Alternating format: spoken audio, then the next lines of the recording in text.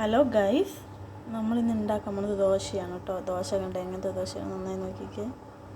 ഇത് കണ്ടോ, ചെറുപയറും റാഗിയും പിന്നെ ചാമ പറയും കേട്ടോ. നിങ്ങളുടെ നാട്ടിൽ എന്ത് പറയുന്നത് എനിക്കറിയില്ല. അത് ഞാൻ ഇന്നലെ മുളപ്പിക്കാനിട്ടതാണ് കേട്ടോ. മറ്റേ വെള്ളത്തിൽ രാവിലെ സോക്ക് ചെയ്ത് വെച്ചിട്ട് ഇന്നലെ രാത്രി അത് വെള്ളം ഒഴിച്ച് കളഞ്ഞു. മുള ഇങ്ങനെ പൊട്ടി തുടങ്ങണേ ഉള്ളൂ കേട്ടോ. കണ്ടോ, ഇങ്ങനെ മുള പൊട്ടി തുടങ്ങണേ ഉള്ളൂ. അത് ദോശ ഉണ്ടാക്കാൻ വേണ്ടി വെച്ചിരിക്കുകയാണ് കേട്ടോ, മക്കൾക്ക് കൊടുക്കാൻ. എന്താ കോറിൻ്റെയൊക്കെ അങ്ങനെ കോറിയൊക്കെ കുതിർന്ന് ഇങ്ങനെ മുള പൊട്ടാനായി നിൽക്കില്ലേ. ഇന്ന് വൈകുന്നേരം വരെ വെച്ച മുള പൊട്ടും കേട്ടോ. ഞാൻ ബ്രേക്ക്ഫാസ്റ്റിനായിട്ട് കൊടുക്കാമെന്ന് വിചാരിച്ചപ്പോഴാണ് ഇതുണ്ടോ ചെറുപയറൊക്കെ ഇത് കണ്ടോ, ചെറുപയറൊക്കെ മുളച്ചിങ്ങനെ നിൽക്കുകയാണേ. മുള വന്നുകൊണ്ടിരിക്കുകയാണ് കേട്ടോ. എന്നിട്ട് ഇതിനകത്ത് ഇങ്ങനെ മിക്സിയിലിട്ട് അരച്ച ബാറ്റർ കാണിച്ചു തരാം കേട്ടോ.